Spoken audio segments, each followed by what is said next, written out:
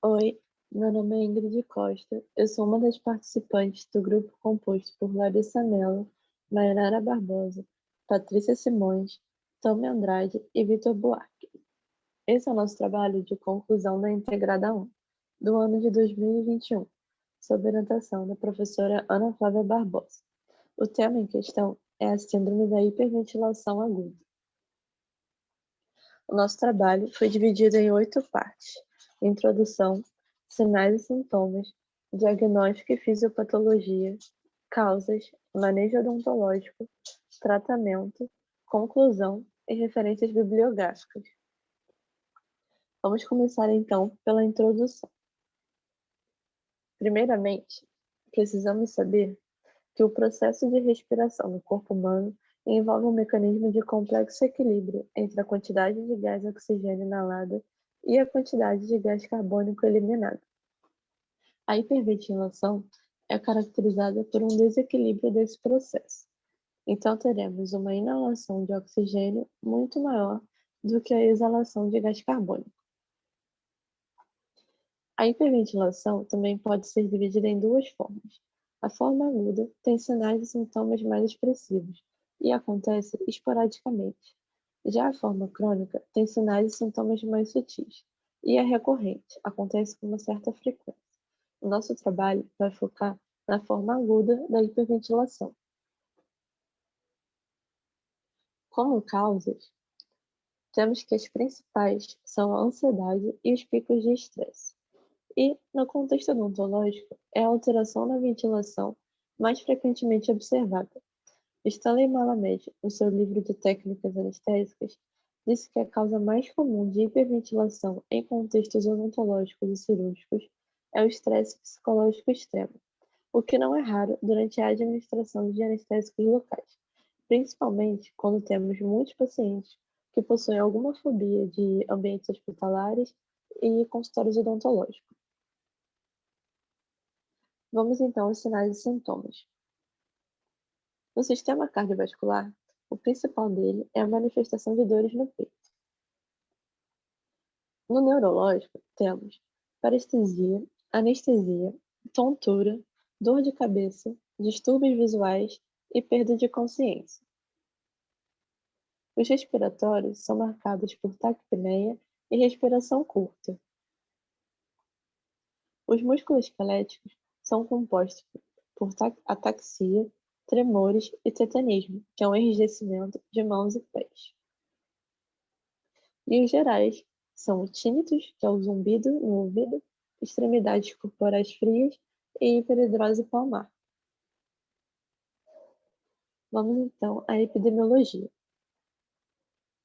A hiperventilação aguda, ela então é muito comum em contextos odontológicos, consultórios, atendimentos odontológicos. E ela acontece com uma incidência grande em pacientes do sexo feminino, muito maior do que em pacientes do sexo masculino. E também é mais frequente em pacientes de 20 anos até a meia-idade.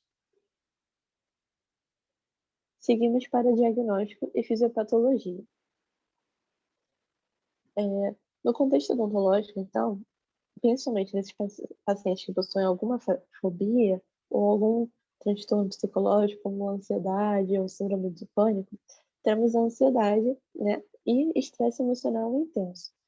E essas duas causas vão levar a uma respiração rápida e profunda. Por consequência, teremos um aumento do volume respiratório, queda do nível de dióxido de carbono arterial, aumento do pH sanguíneo, e isso vai levar, finalmente, à alcalose respiratória.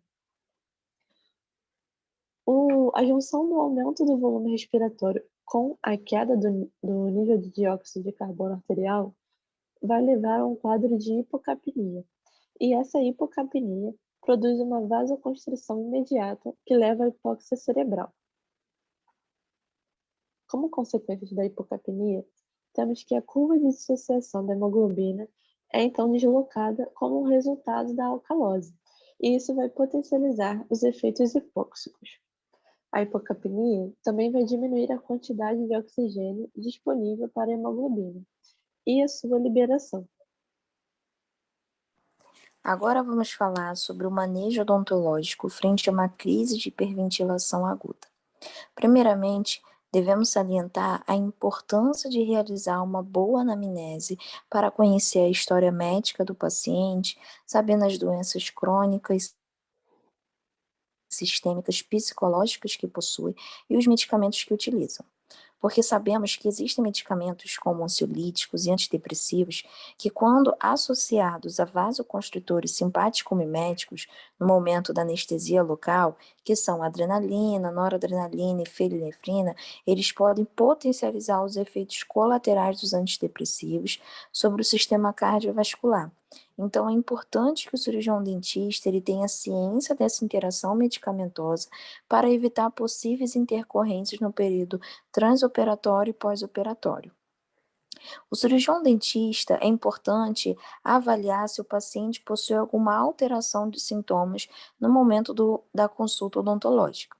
Se o paciente apresenta taquicardia, respiração acelerada, ofegante, e ele tem dúvida se o paciente está com alguma crise de hiperventilação aguda, ele pode monitorar a frequência respiratória, sem interromper o procedimento odontológico, apenas contando a respiração no paciente.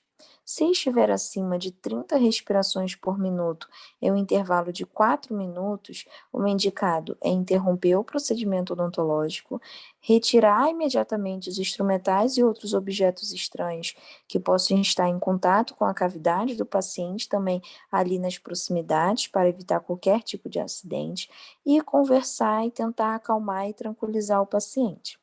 Se ele ainda está a apresentar dificuldade respiratória, é indicado colocar o paciente em uma posição que o deixe o mais confortável possível, de preferência semi-sentado, e que afrouxe as suas roupas.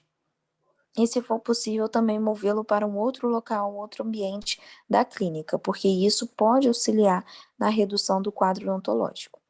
Deve tentar conversar calmamente com o paciente, para ele tentar acalmar a sua respiração, instruindo a inspirar profundamente pelo nariz e expirar pela boca, e orientá-lo para que, após cada expiração, segurar a respiração, para que o nível de dióxido de carbono consiga voltar ao normal.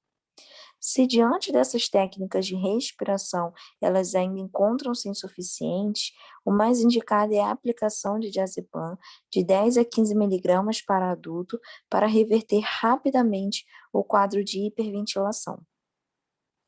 Sobre o tratamento frente a uma em frente à síndrome da hiperventilação aguda, é primordial identificar e saber a causa principal que leva a esta crise. Em sua maioria, as questões psicológicas elas encontram-se envolvidas, seja incitando ou intensificando esse quadro clínico. Por isso, grande parte dos pacientes, eles são encaminhados ao tratamento psicológico e ou psiquiátrico. O psicólogo, ele intervém a partir de modelos como terapia cognitiva, técnicas de redução do estresse, como treino respiratório e relaxamento, enquanto que o psiquiatra, se ele perceber a necessidade, ele pode indicar o uso de fármacos como ansiolíticos, antidepressivos, para bloquear as crises de maneira rápida e também tratar os aspectos sintomatológicos, como foi mencionado pela Ingrid. Além disso, o restabelecimento da respiração, principalmente durante a crise, é especialmente recomendado e instruído pelo médico, também pelo cirurgião dentista e também pode ser instruído pelo psicólogo.